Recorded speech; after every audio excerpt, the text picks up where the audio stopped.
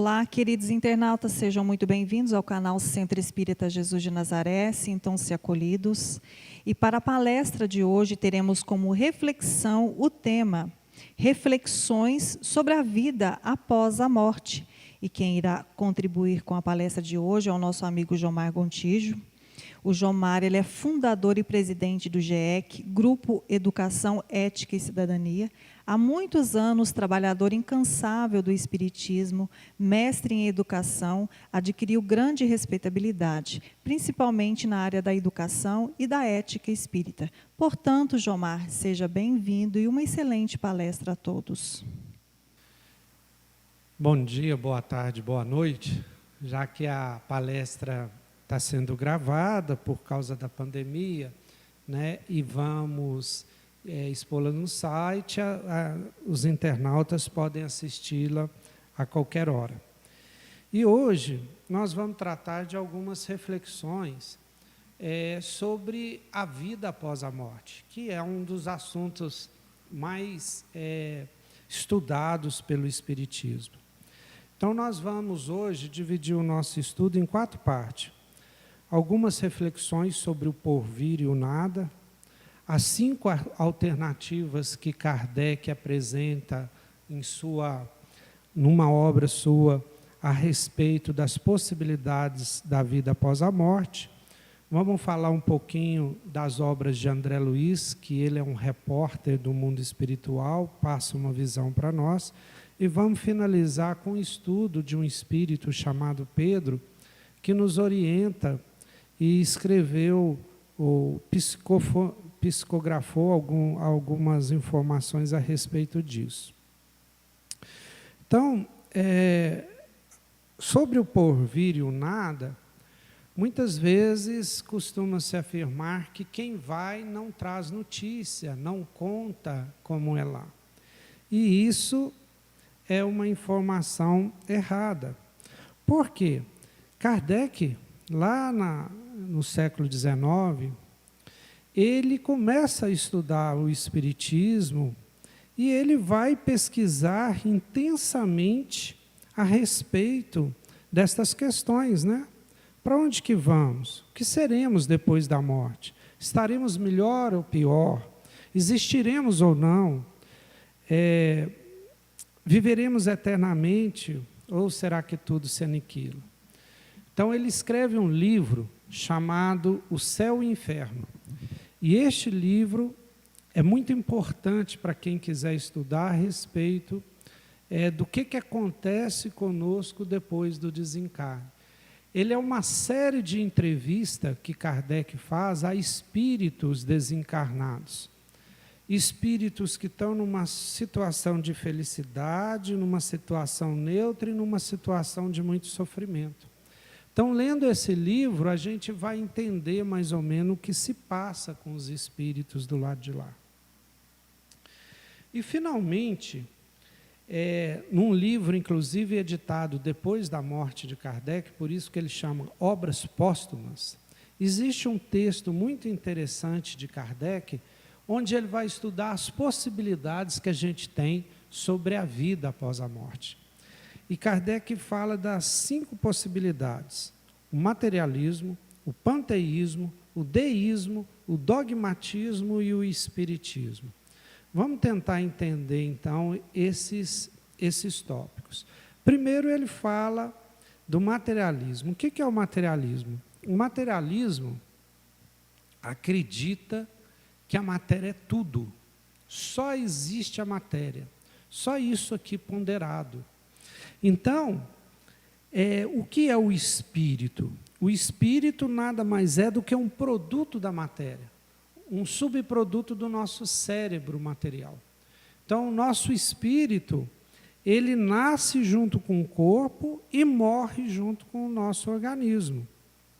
O homem, então, não é nada antes e nem é nada depois da morte.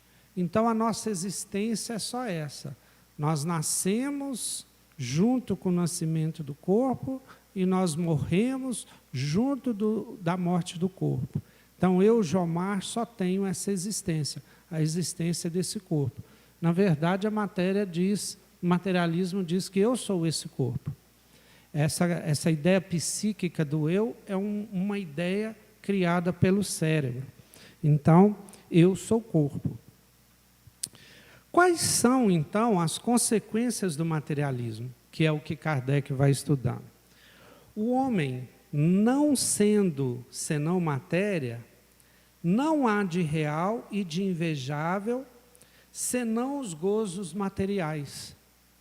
Então, ele fala que o importante aqui para nós seriam fruir os prazeres da matéria, né? Os prazeres sexuais, os prazeres do conforto, os prazeres táteis, os prazeres da alimentação. Por quê?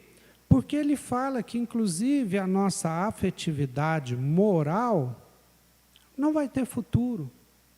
Todos os nossos sentimentos de amizade, de amor, findam-se com a morte.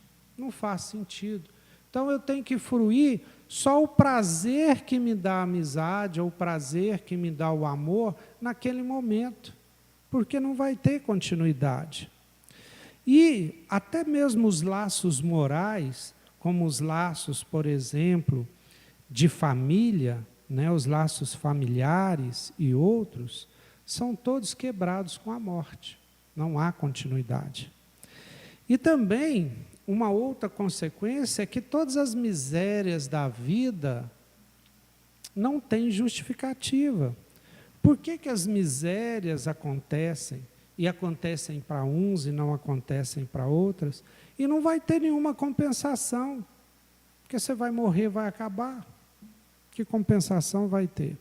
E, inclusive, nesse pensamento materialista, o suicídio começa a fazer sentido. Já que eu estou sofrendo na minha existência e esse sofrimento não tem fim, o médium desenganou, né, não vai ter melhora, não tem esperança na ciência, o suicídio, então, é uma forma de eu fugir do sofrimento. E aí não vai ter nenhuma motivação para eu vencer as minhas más tendências, para eu vencer o que eu tenho de ruim, a não ser as consequências da matéria, né? Ser preso, etc. Mas eu não vou vencer os meus maus, não vai ter recompensa, que eu morro e acabou. Então, uma consequência do materialismo é a gente viver só para nós mesmos, enquanto eu estiver aqui. Né? Então, para que eu vou sacrificar meu repouso, meu bem-estar por outra pessoa? Né? Para que eu vou fazer? Eles também vão morrer, vão acabar, eu vou morrer. Então, todos os nossos deveres sociais, né? O dever de ajudar os outros, os deveres de ser um bom cidadão, os deveres, etc., fica sem base. Não tem fundamentação. Vou morrer, vai acabar mesmo. E aí uma consequência terrível, que bem e mal se tornam convenção. O bem que é hoje é diferente do bem que foi ontem, o bem que era num país é diferente do bem que é no outro país, ou seja, é convencional.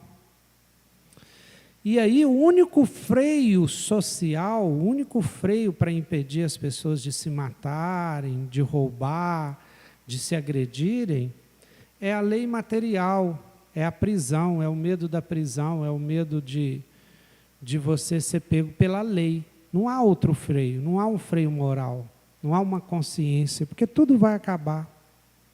Então, as consequências do materialismo, se a gente for pensar, são consequências muito tristes. Na verdade, são tão deprimentes que muitos materialistas pregavam o suicídio. Muitas pessoas que defendiam que só existia matéria e não viam sentido na vida, ou se mataram, ou ficaram loucos, ou ensinavam até o suicídio como uma prática.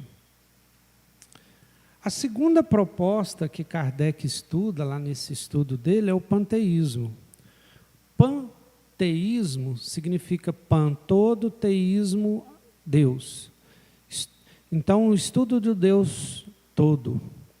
E nessa teoria, existe sim algo além da matéria, que é Deus, mas Deus é a soma de tudo. E a gente só adquire a individualidade quando a gente nasce. Na morte, a gente perde a individualidade e volta para Deus. Então, a gente sai de Deus no nascimento, se individualiza e depois retorna para Deus. É como se a gente fosse uma gota d'água que saísse do oceano. Enquanto você é gota d'água, você é Jomar, ou você é Maria, João. Aí você volta a pertencer ao oceano e você perde a sua individualidade. Veja que as consequências do panteísmo é muito parecidas com o materialismo, porque você volta a ser parte de Deus, então você esquece que você é alguém. Então acontece o que acontece no materialismo. Não há sentido nas coisas, porque você deixa de ser. Finalmente, ele começa a falar daqueles que acreditam em Deus, são deístas. E aí ele fala que tem dois tipos de deísta. O deísta independente e o deísta providencial.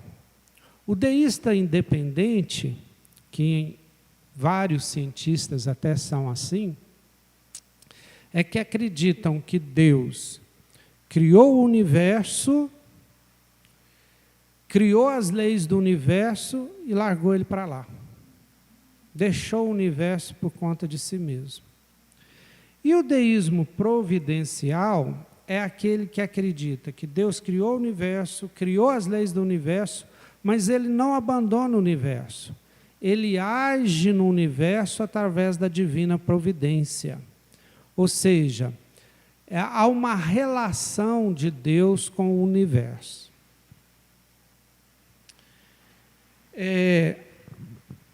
O deísmo independente, né,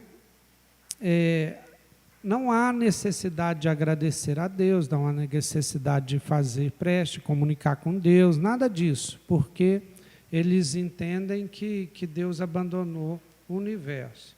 Já no providencial, não. Ele interfere no universo, se não diretamente, através dos espíritos superiores, através de uma escala infinita dele até o homem. Né? Então, há uma relação do próprio universo inteligente agindo sobre si mesmo. E fala também que esse deísmo providencial não admite culto exterior e nem admite o dogmatismo. O que é o dogmatismo ou doutrinas dogmáticas? As doutrinas dogmáticas são aquelas que se colocam dogmas.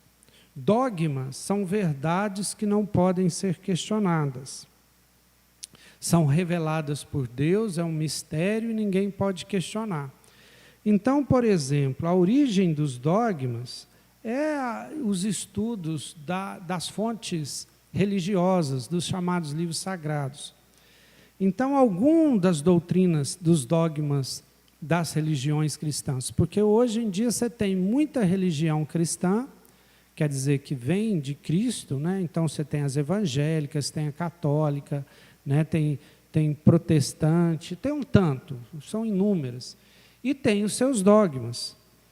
Por exemplo, tem um dogma que fala que o espírito é criado no nascimento, então isso é um dogma. Tem um dogma que fala que vai para o inferno ou para o céu, né? E aí vai, tem um tanto de dogma, se fizer isso vai para o inferno, é um pecado capital, os bons vão para o céu, os maus vão para o inferno, e ele apresenta aqui uma série de dogmas, dessas chamadas dogmas cristãos, né? Que, por exemplo, Cristo é Deus, é um dogma, que Deus é três, o dogma da Santíssima Trindade, e aí vai, vários e vários dogmas. E aí, nessas considerações todas dos dogmas, Kardec elabora uma série de questões que esses dogmas não são capazes de responder. Dogmas, por exemplo, do espírito ser criado no momento do nascimento. Por exemplo, ele pergunta assim: de onde vêm as disposições inatas, boas e ruins? Você vê que as crianças já nascem com certas disposições. Tem crianças que nascem com uma facilidade enorme para trocar instrumentos musicais. Trocam pianos, que é uma maravilha. Tem outras que têm uma facilidade com línguas, falam várias línguas, e uma diversidade enorme. Como é que pode, se todas foram criadas no momento do nascimento? Outra pergunta: e uma criança que morre em tenra idade? Se o espírito foi criado ali e ela nem teve tempo de desenvolver o espírito, para onde que ela vai? Então, os dogmas não respondem. Qual a sorte, por exemplo, dos deficientes mentais que não têm consciência dos seus atos e passam a vida toda? Para onde que eles vão também? E também, aonde que está a justiça das doenças de nascimento? Doenças congênitas, que a pessoa passa a vida inteira com aquela doença. Se ela foi criada naquele momento do nascimento, por que Deus dá a um doenças e para outros não dá doenças? Então, são alguns questionamentos. Por exemplo, por que Deus cria almas mais favorecidas, uma mais do que as outras? Por que chama a si prematuramente, já que não lhes é dado avançar depois da morte? Por que Deus criou anjos chegados à perfeição, sem o trabalho? Então ele vai questionando assim algumas coisas que o dogma não tem resposta. E aí ele fala do Espiritismo, que é uma versão sobre o que vem depois da morte, ensinada pelos espíritos, pelas pesquisas que ele fez com uma enormidade de espíritos, fazendo uma espécie de um estudo científico da vida após a morte. Então ele é o primeiro que vai escrever sobre ela. E quais são as conclusões que esse espiritismo chega?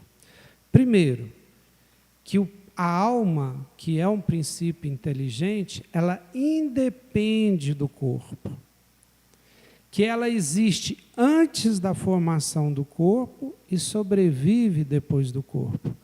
Então, eu, Jomar, sou alma, sou espírito.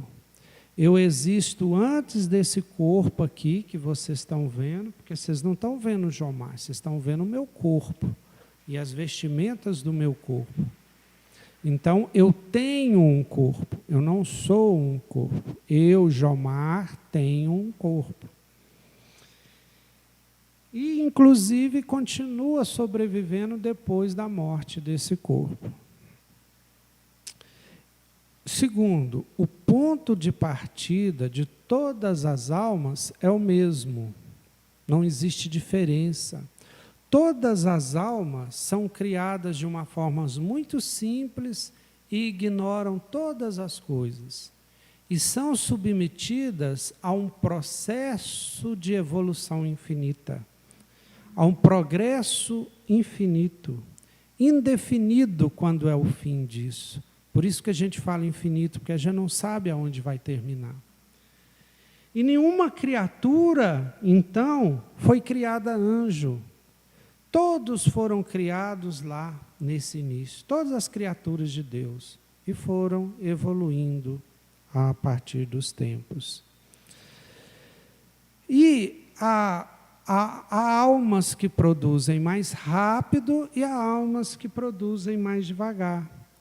Porque num certo momento elas adquirem um livre-arbítrio, e com o livre-arbítrio elas vão podendo escolher. E elas escolhem bem ou escolhem mal, e podem evoluir mais rápido ou mais lento. A vida espiritual é a vida normal do espírito. E essa vida carnal aqui, corpórea, ela é transitória. Ela só existe por um determinado tempo. Então, a vida real é lá. Aqui são uma determinada fase que o espírito passa, que chama reencarnação, e que depois dessa reencarnação, o espírito larga o corpo e volta para a vida normal. E o espírito, ele progride tanto no corpo quanto no mundo espiritual. Há uma progressão contínua. E o corpo, a reencarnação no corpo também é uma fase transitória. O espírito vai evoluindo, evoluindo, chega num ponto que ele não precisa mais do corpo. Ele não reencarna mais, não há mais necessidade. E por que precisa do corpo, então? É porque, na realidade corpórea, o espírito tem possibilidades de aprender um tanto de coisa que lá no mundo espiritual ele não teria. Ele tem uma possibilidade de convivência com outros espíritos que lá ele não teria. Então, a reencarnação é uma espécie de uma escola necessária para o espírito. E outra coisa, uma só reencarnação é insuficiente para o espírito aprender tudo que ele precisa. Então, o espírito ele tem que retornar na carne quantas vezes forem necessárias, até ele aprender tudo que o corpo pode ensinar para ele, o corpo e essa vida na Terra. E ele, cada vida que ele vai estagiando, né, ele vai ficando melhor do que na vida anterior. Então, cada vida que ele vem, ele é um espírito melhor do que na vida passada. E muitas vezes é importante também que esse mundo não possibilita mais as experiências necessárias para o espírito, ele pode reencarnar em outros mundos, mundos mais evoluídos, que têm outras experiências que o espírito pode adquirir. E o espírito, ele é mais feliz ou menos feliz no mundo espiritual, neste mundo depois da reencarnação, dependente da evolução espiritual dele. Quanto mais evoluído ele é, mais feliz ele se sente. E o que acontece? Quando ele é um espírito inferior, ou seja, endurecido no mal, e que fica perseverante no mal, lá no mundo espiritual ele se sente feliz e se pune a si mesmo. Então lá ele se sente mal, há um processo de consciência que ele se culpa, ele sabe, então é um sofrimento consciencial. Mas nunca é eterno. E a porta do arrependimento está sempre aberta. Basta, então, esse espírito querer que ele vai ser auxiliado e vai poder retornar à evolução espiritual. E as crianças? As crianças que morrem em tenra idade têm a evolução espiritual dela. Podem ser espíritos evoluídos ou espíritos não tão evoluídos assim, e elas voltam para o mundo espiritual no estágio que estavam. Podem voltar a reencarnar, podem continuar no mundo espiritual. E, finalmente, a morte não livra das provas que os espíritos precisam passar. Muitas vezes, numa nova existência, seja aqui na Terra, seja no mundo espiritual. Então, eu falei resumidamente aqui 16 tópicos que Allan Kardec apresenta nesse estudo sobre o Espiritismo. Claro que de lá para cá, o Espiritismo nunca parou de avançar. E foi só aprendendo, sem contradizer nenhum desses princípios que Kardec falou. E uma grande novidade que houve aqui no Brasil, a partir do século XX, foi o médium Francisco Cândido Xavier, que com uma mediunidade extraordinária, começou a publicar as obras de um espírito que foi chamado de André Luiz. Esse não era o nome verdadeiro dele. Continua até hoje um enigma de saber quem que era André Luiz. Ele diz que era um médico, que havia desencarnado há pouco. Mas o que o André Luiz fala? o André Luiz, ele dita para Chico Xavier uma série de livros sobre a vida no mundo espiritual, como se ele fosse uma espécie de repórter contando como é que é a vida no mundo espiritual. Então ele começa lá no Nosso Lar, que ele conta o próprio desencarne dele e a chegada dele nessa cidade espiritual chamada Nosso Lar, e vai contando tudo o que acontece e ensinando a respeito do mundo espiritual. São 13 livros.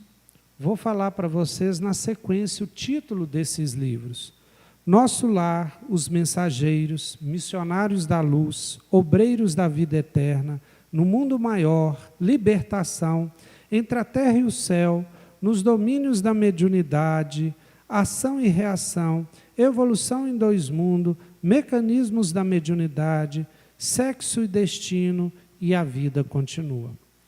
Então, são 13 livros extraordinários para a gente ler. Muitas vezes, muitos criticam esses livros, falando que não é bem assim. E depois a gente fica pensando, e realmente é tudo daquele jeito que ele fala.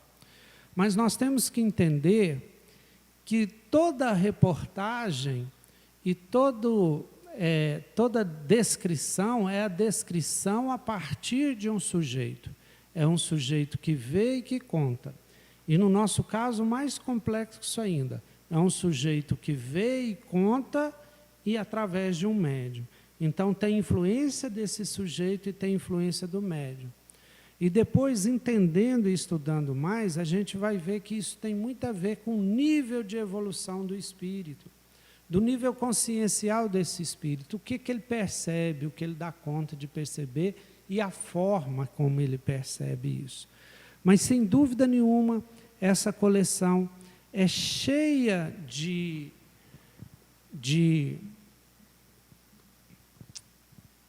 exemplos e de instruções que nos apresentam muito, que nos ensinam muito a respeito do mundo espiritual.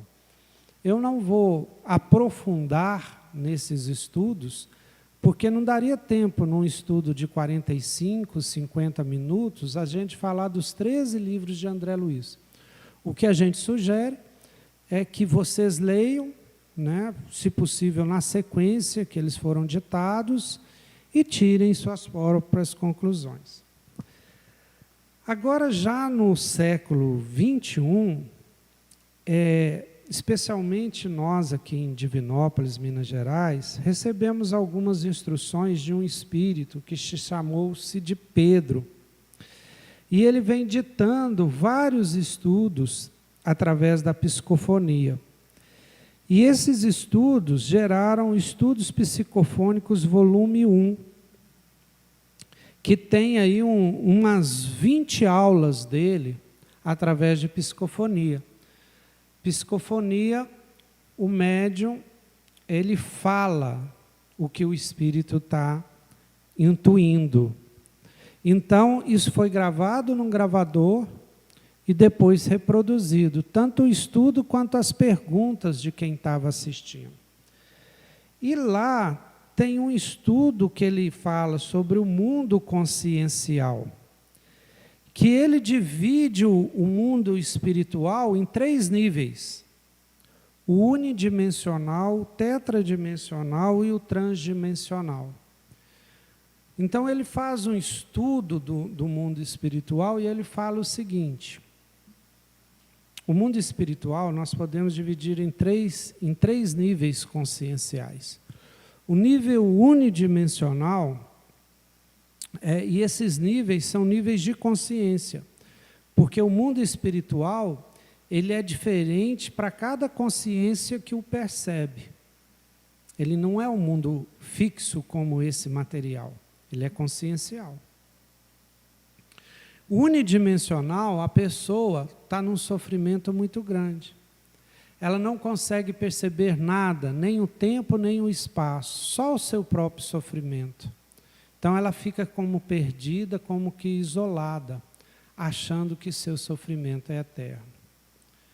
O tetradimensional, ele fala que é um mundo transitório, né, mundo espiritual transitório, onde é muito parecido com o mundo material, por isso que ele chama tetradimensional. Tem o tempo e o espaço, que tem 3 dimensões.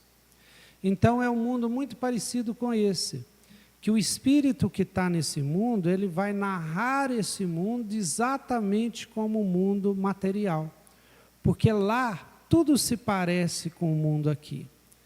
Esse mundo é transitório porque o espírito, ele não consegue sair do mundo material e ir para o mundo espiritual puro, digamos assim, espiritual mesmo, porque a compreensão dele não conseguiria aceitar essa realidade.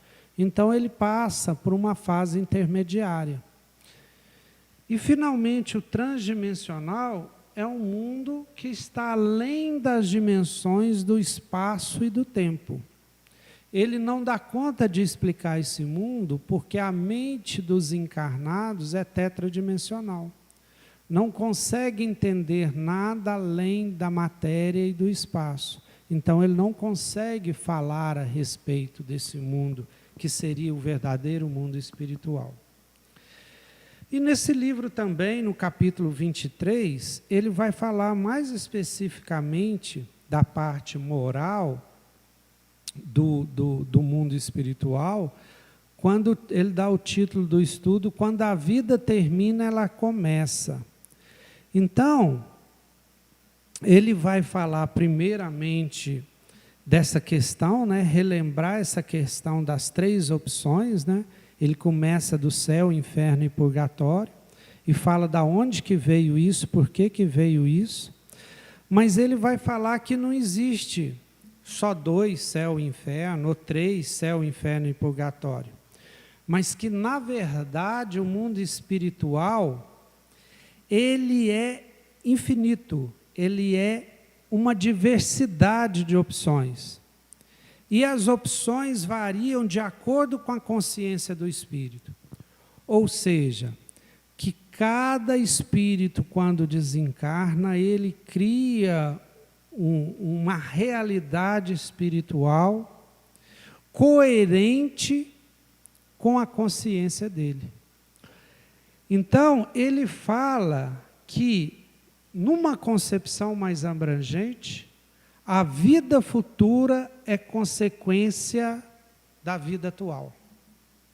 Então, o meu futuro lá no mundo dos espíritos é consequente da vida aqui na Terra.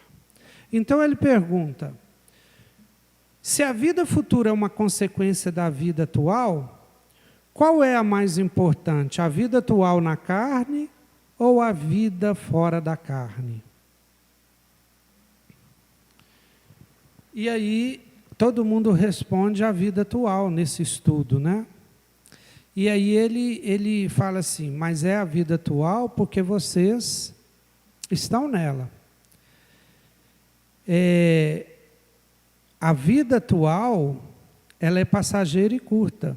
Como que uma vida passageira e curta pode ordenar uma vida futura? Que a gente já viu que a vida é a vida plena dos espíritos. Então, ele fala que, na perspectiva do mundo espiritual, a vida espiritual é mais importante.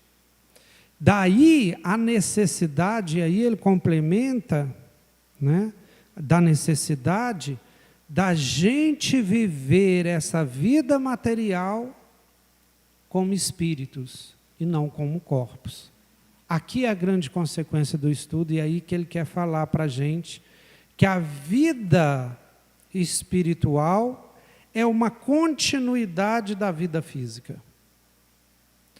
A vida não termina, o que termina é o corpo físico, o corpo material, a vida continua.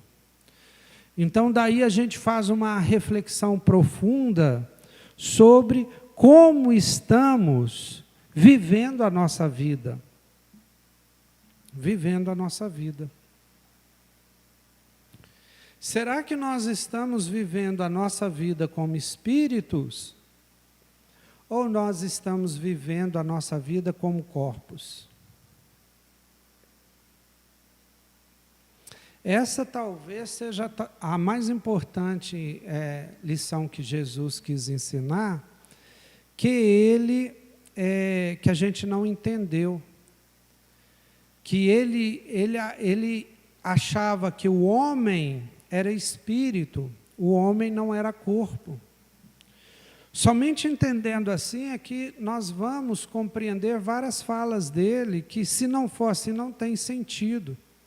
Como ele se chamar filho do homem, como ele falar que não é o que entra pela boca do homem que corrompe o homem, mas é o que sai. Quando ele fala isso, é porque ele não entende o homem como corpo. Porque se eu entender o homem como corpo, o que entra pela minha boca me contamina. Se eu tomar um veneno, eu morro. Mas não é eu que morre, é o corpo. O eu é homem, é espírito. Por isso que o que o contamina é aquilo que eu espalho, é aquilo que eu solto, aquilo acaba voltando e me contaminando. Então, Jesus, a todo momento, ele não ensinava para corpos, ele ensinava para espíritos. Como a vida espiritual é a mais importante, nós temos que viver essa vida como espírito que somos, e não como corpos que temos. Esta é a grande lição. E aí nós vamos viver bem, espiritualmente bem. E aí o pessoal começa a perguntar a Pedro, eu vou falar algumas respostas que ele dá nesse livro. Como fica a relação do espírito desencarnado com a matéria? Ele fala que a relação não se modifica, porque o espírito está num estado de condicionamento. Olha que interessante, geralmente o espírito, na sua maioria, vai para aquela fase tetradimensional.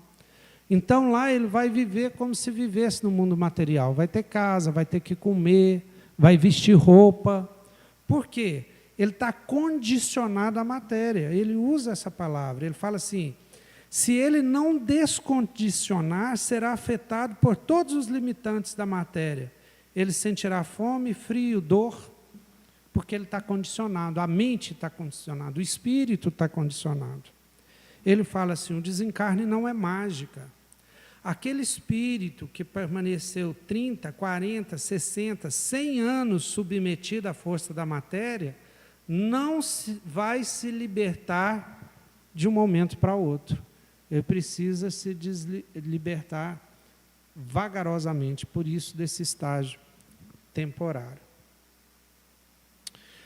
Como é a relação do espírito consigo mesmo? Olha que interessante. A pessoa perguntou primeiro da relação dele com a matéria, perguntou como é que o espírito desencarnado se relaciona com ele mesmo. Pedro responde assim: começa a existir uma pequena diferença, porque o pensamento, percepção, memória, moral, inteligência começam a se ampliar. Então o espírito desencarnado, essas potências do espírito começam a se ampliar. Ele começa a se libertar do corpo, o cérebro limita esses potenciais, porque as nossas percepções, as nossas competências espirituais são muito maiores. O corpo limita. Os atributos espirituais vão se ampliando. Ele fala assim, olha só, se um encarnado é capaz de magoar alguém e não sentir remorso, na realidade espiritual, com a memória ativada e a sensibilidade moral aprimorada, ele começa a sentir dor dentro de si. O mal que fez dói nele. O espírito percebe a consciência da sua real natureza. Gravidade e matéria não lhe são mais obstáculos. Então o espírito vagarosamente vai aumentando a sensibilidade à moral, vai começando a perceber que ele pode levitar, que ele pode atravessar portas, ele começa a perceber essas capacidades espirituais. Mais uma pergunta: será que poderia dizer que quando reencarna a vida continua? ele diz assim, não, quando você reencarna, a vida recomeça. Quando você desencarna, a vida continua. Quando você encarna, olha para você ver como é que a visão do espírito ela é diferente. Quando você reencarna, ele diz que a vida recomeça. O processo do reencarne é muito mais difícil e doloroso para o espírito, porque ele tem que começar de novo. O espírito em situação lastimável com sua memória e moral, que causa um grande desconforto pessoal, impedindo-o de conviver consigo mesmo, sabendo que sua consciência acompanhará aonde ele for. Então, o espírito, ele tem essa reencarnar, nascer é muito mais difícil que desencarnar na visão dos espíritos. Com relação aos parentes, o que acontece? 90% terá continuidade. No mundo espiritual, o espírito recém-desencarnado é recebido por amigos e parentes. Somente um outro parente, por estar em uma realidade espiritual mais evoluída, ou num mundo inferior, não estará presente no seu retorno. Porém, a relação continua com a parentela e amigos. Mais uma questão. O espírito precisa reencarnar para promover o seu crescimento? Ele precisa reencarnar para ser provado, se conseguiu aprender? A partir de um determinado ponto de evolução espiritual, não. Ele pode fazer o crescimento de lá. Na verdade, assim como Deus não pune, também não quer provar ninguém. É uma questão, a questão é a própria natureza. A experiência da reencarnação que fortalece a identidade do espírito, até o ponto que ele não necessite mais dela. A partir desse momento, irá auxiliar, por exemplo, os espíritos evoluídos, que co-criam no universo. E como fica o espírito com relação às suas crenças? Interessante, né? Como é que fica o espírito depois de desencarnado com a sua crença? Olha que interessante, não muda, continua a mesma. O fator principal no mundo espiritual não é as crenças ou o conhecimento, é o autoconhecimento que se consolida através das atitudes. No mundo espiritual, as crenças continuam. O católico continuará católico, o crente continuará crente, que o fanático também vai continuar fanático. E aí tem várias perguntas aqui, né? Como fica o espírito com relação a suas dores, seus sofrimentos, né? Com os afetos, né? Com as tendências deles. Mas nós não vamos deixar aqui falar todas as perguntas, até para que as pessoas também possam adquirir o livro e ler o livro como um todo. Mas ele faz a seguinte conclusão no final do estudo dele, quando ele fala que a vida após a morte é uma continuidade da vida. Ele fala o seguinte: comecem as transformações aqui e agora. Não esperem a vida futura como consequência. Façam da vida agora sua própria consequência. Olha que interessante essa frase. Em vez de colher lá as consequências no mundo espiritual, faça a transformação aqui e já comece a colher as consequências aqui. Então não vamos aguardar, vamos fazer agora. Comecem o processo agora, se já percebem que é necessária alguma mudança. A não ser que vocês estejam plenamente felizes, achando que estão cumprindo a sua missão de vida plenamente, que não é necessário nenhuma mudança, não precisam fazer nada. Mas se vocês acham que precisam fazer alguma coisa, não espera desencarnar, não. Começa agora. Se não estão felizes, comecem a mudança já. E fala finalmente, o espiritismo é para a vida, não para a teoria. não para livros, não para palestra. O Espiritismo deve ser significante para o nosso processo de evolução. Por isso que lá em algum momento no estudo ele fala, o Espiritismo nos tira da vida para a gente melhor viver a vida. O Espiritismo mostra para a gente a vida do futuro, ou a vida após a morte, para a gente melhor viver essa vida aqui enquanto reencarnados. Então, a maior reflexão sobre as possibilidades da vida futura é a seguinte: não espere a morte chegar. Se a vida futura é realmente uma consequência da vida presente, como o Pedro falou, o André Luiz, o Kardec, no Livro dos Espíritos, Jesus, comecemos a mudança nesse momento, na vida material, vivendo como espírito que somos. E aí a grande transformação é uma transformação íntima de valores, né? É como Paulo dizia, viver entre os romanos sem ser romano. É viver no mundo material sabendo-se que não é matéria, é espírito. Que os nossos valores sejam valores do espírito e não da matéria. Que vale mais a pena ser do que ter. Que vale mais a pena fazer o bem do que se submeter ao mal do mundo.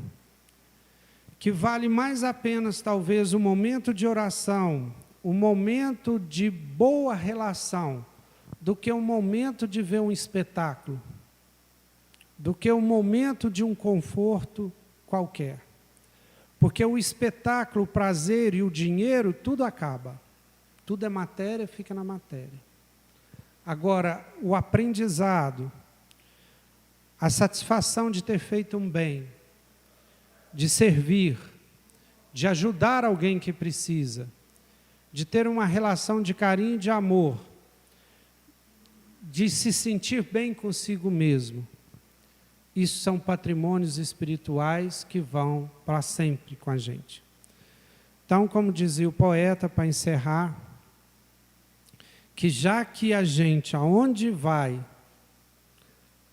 nos levamos junto, nossa consciência vai junto, vamos procurar fazer de nós mesmos um ser melhor, vamos começar essa mudança, essa transformação já. Muito obrigado a todos.